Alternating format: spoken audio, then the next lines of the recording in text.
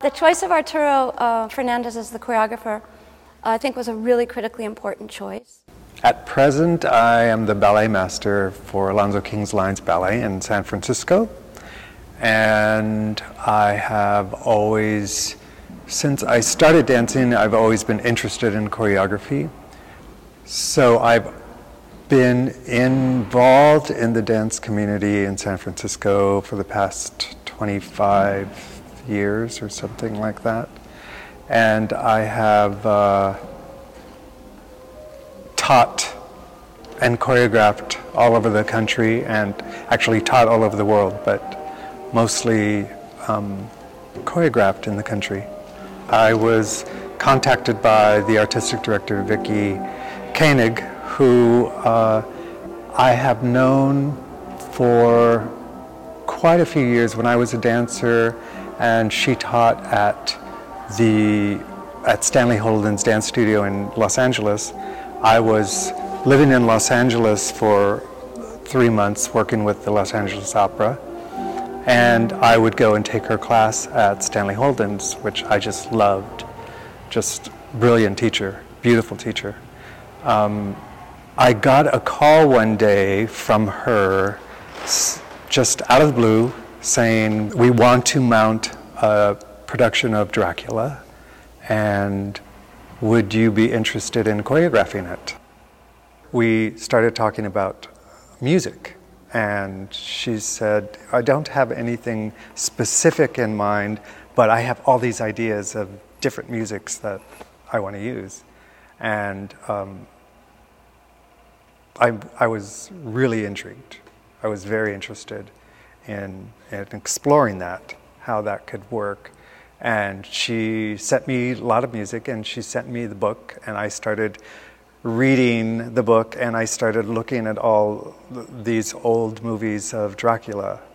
And I think the one that got me the most was Bram Stoker's, of course, because I liked that it was very theatrical and very sensual at the same time. So I started developing this storyline in my own head about what this Dracula would be. And it was it was a little difficult in creating the story without words. But I think that we pretty much achieved our goal.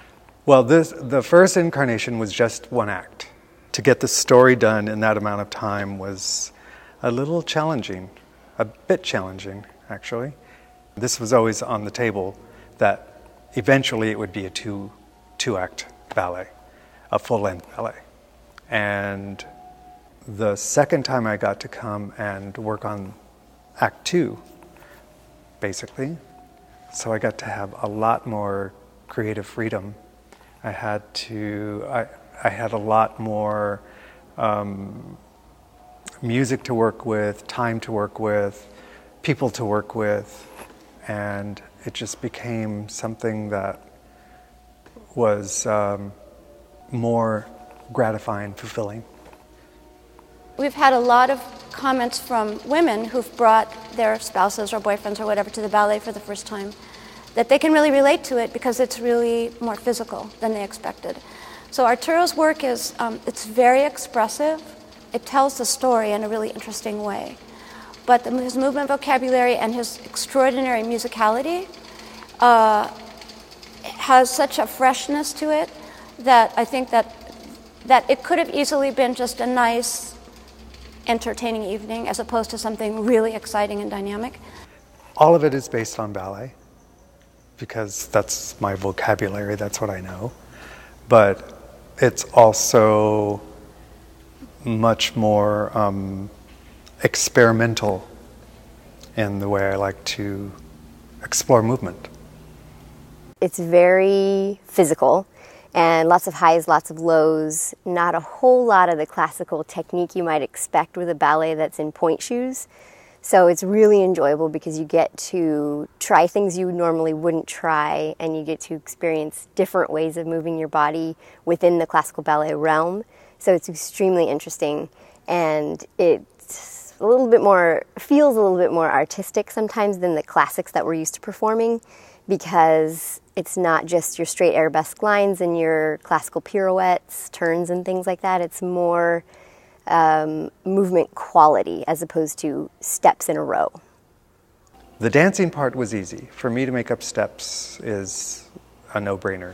To have them convey what the story is, that's a little bit more difficult and a little bit more tricky, in that what I see as meaningful movement, the dancers don't necessarily see as meaningful movement. So it was my job as the choreographer to have them not just learn the steps, but imbue the steps with what the meaning was.